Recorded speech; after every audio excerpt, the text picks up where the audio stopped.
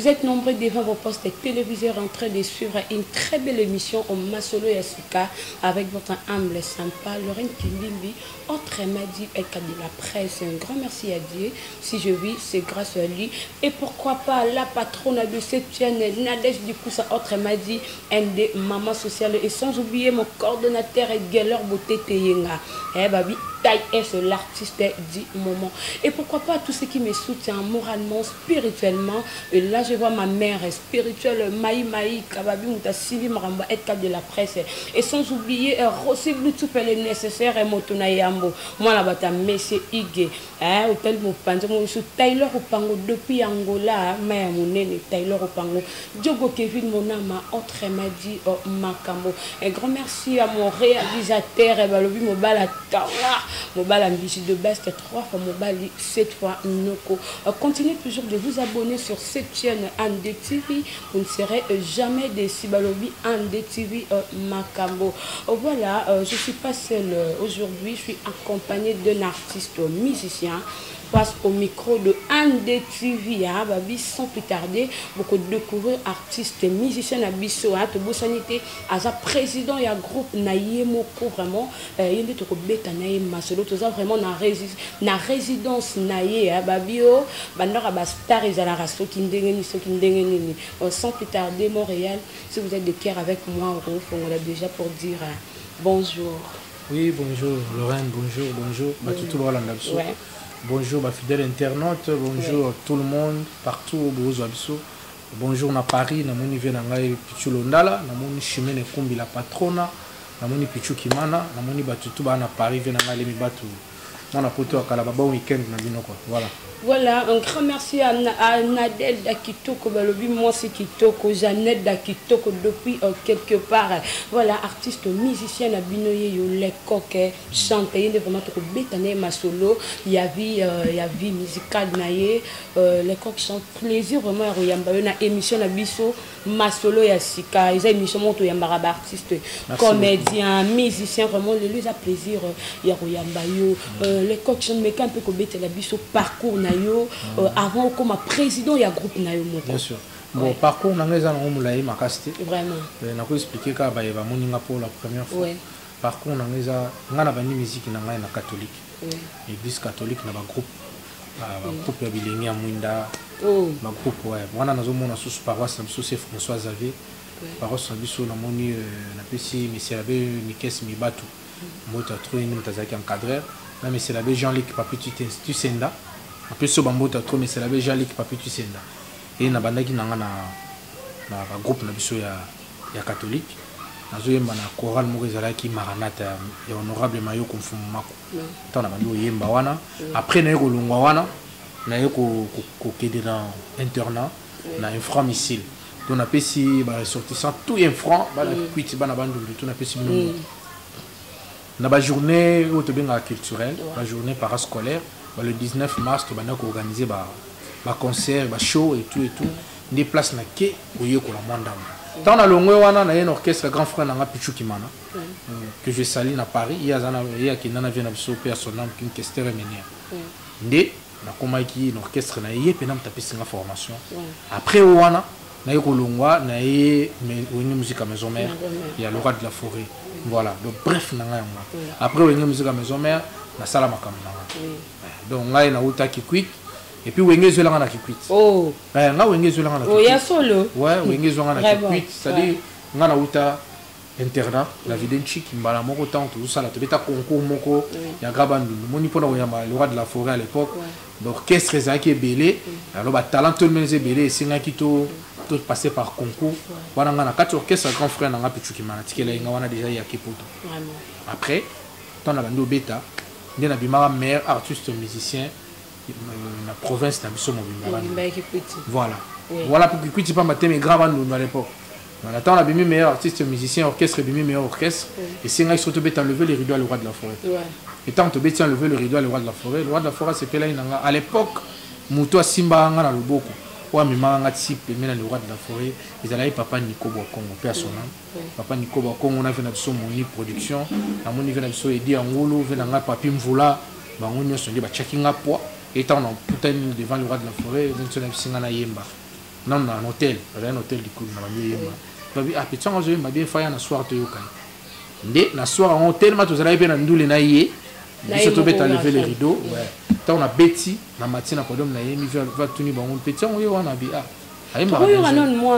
moi loro moya muketo obeta pe à l'époque wana wenge musique na wenge musique maison na kota na nzembo ya Koko Madimba baningango bakendeki mobembo bazongi ya yo mobembo kei mota kokoko Kevin nandako akoma kotungisanga mama pourquoi Koko azongi te mama pourquoi Koko azongi te Madimba ngo heya no nini na pesa na mwana Koko na ngango Madimba voilà le roi de la forêt le petit on imba bien oui.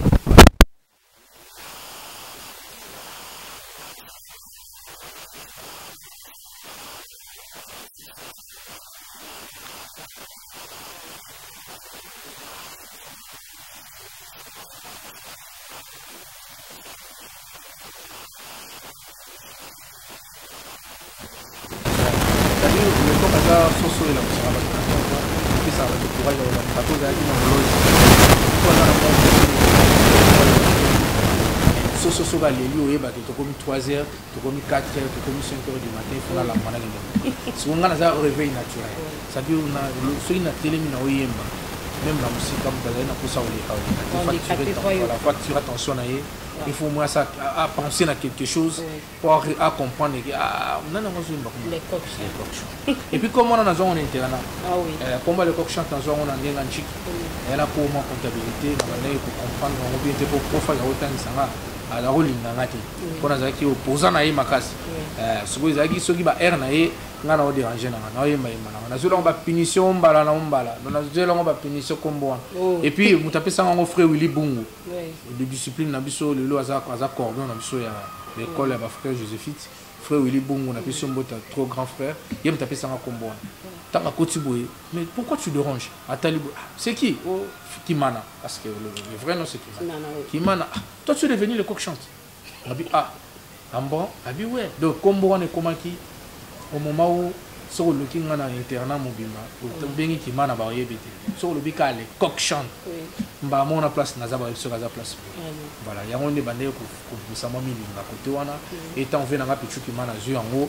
On est poussant sur PC na ba technique makambe belé le roi de la forêt est voilà les coachs d'abord to kota mo mukena masolo ya mouvement na yumoko to beta no lisolo ko ya mingi les coachs chantent dans l'orchestre na yembela biso mo nze mo ya musicien mo oyo na rapidement mingi ya bansi c'est que dans la radio ah OK namoni lokola ndoto maswa matikili bongo natuni pe na bande ko bangai baebisi ngai totikikini malebo na tombola loboko pona pupolela mba na pesa mwasi na bana mbote monanora ya masuwa itebe kona nae biso sena kopoe à la santé yobengi wegiseki mobembo ya bakubae bazamo ebele batoza pe na ba tozana ba na yemelio nzembo hayolari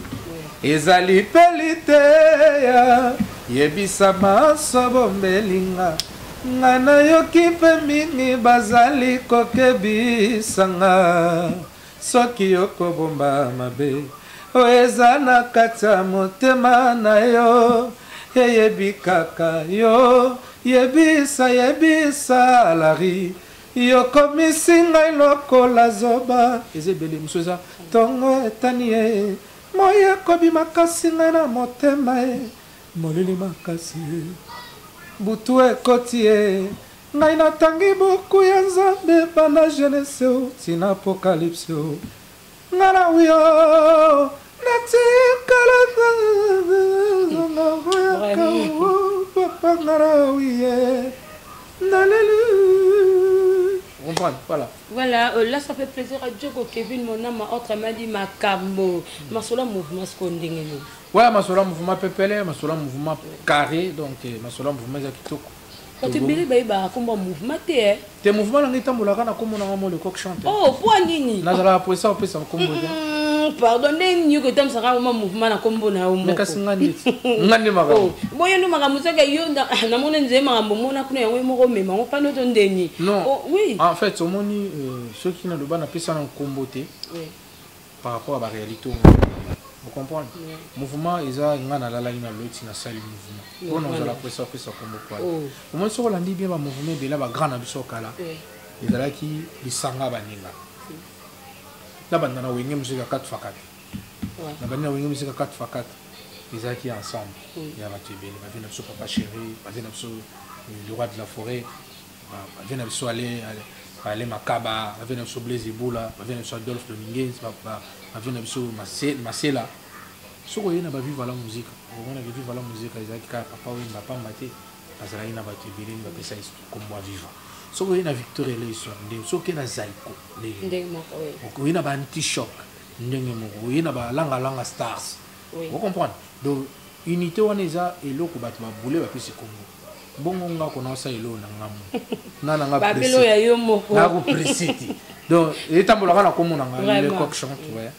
Masolo ya Maxi Singer spécial nini babila pa.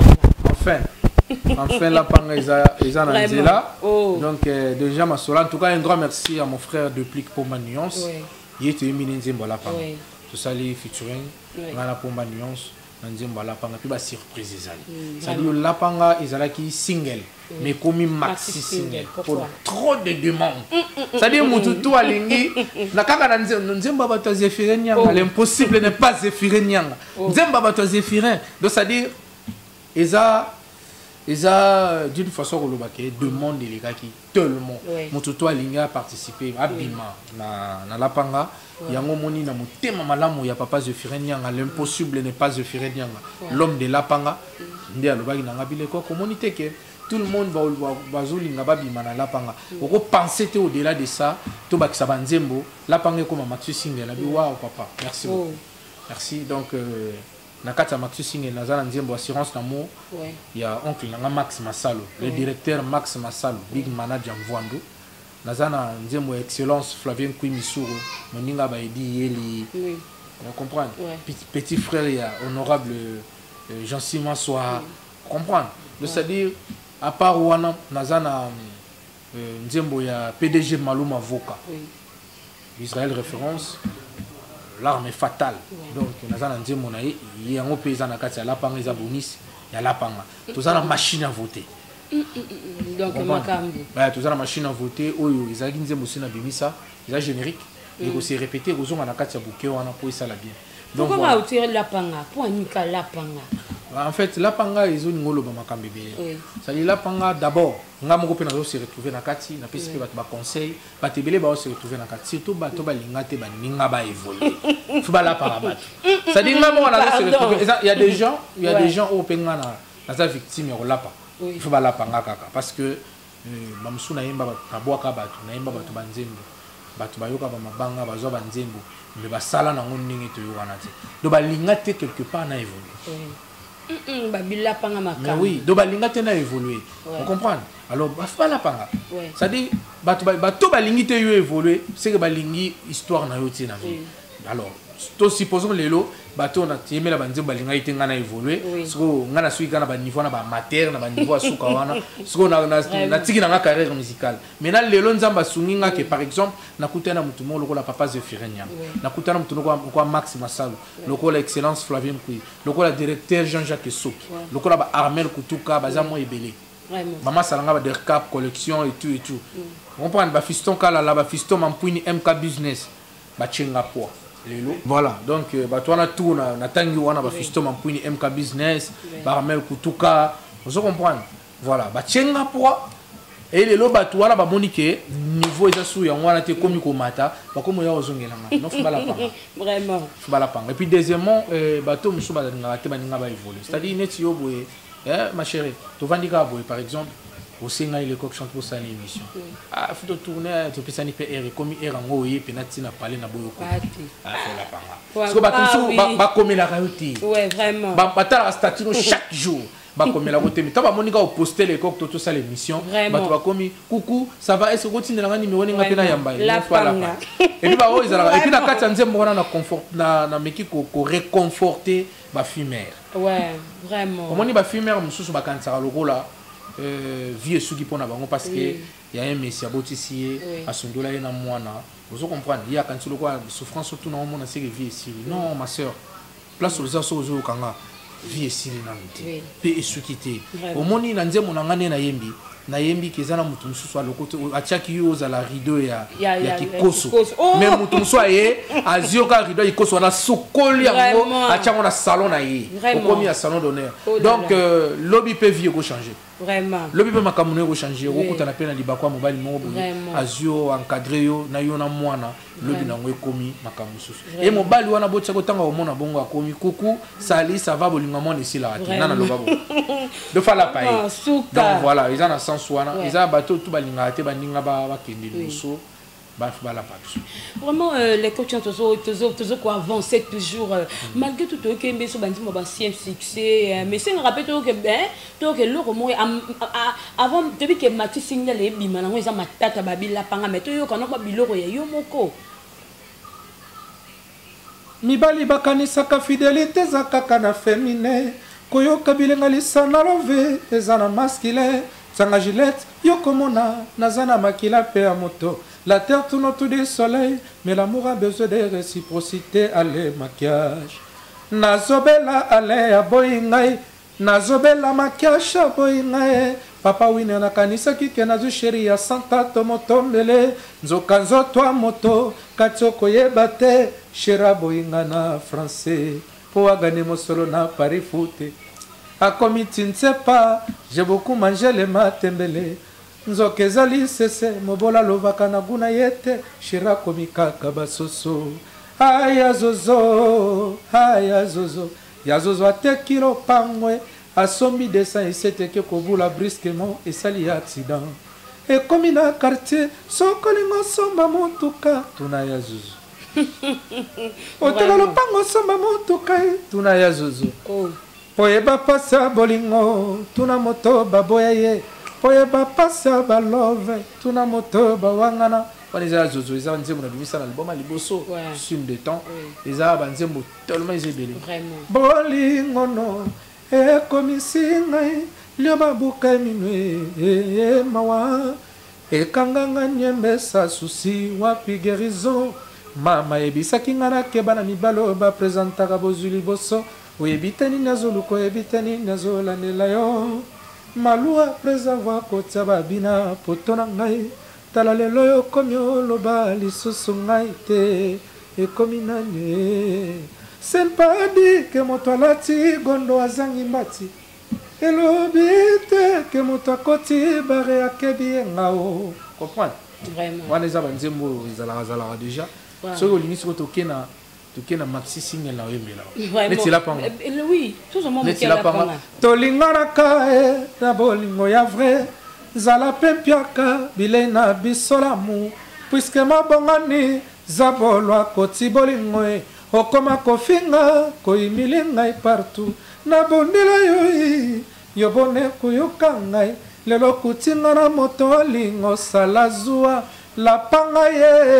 lapanga iku kobota na mokili ezali feli monde te rido tiakinaki koso ekomi ya salo done zefira lokoti ngai nyanga sukolinga apresente ngai lelo mpe na miso ya bato papa oye lisusu kosongisanga rido wesi lapanga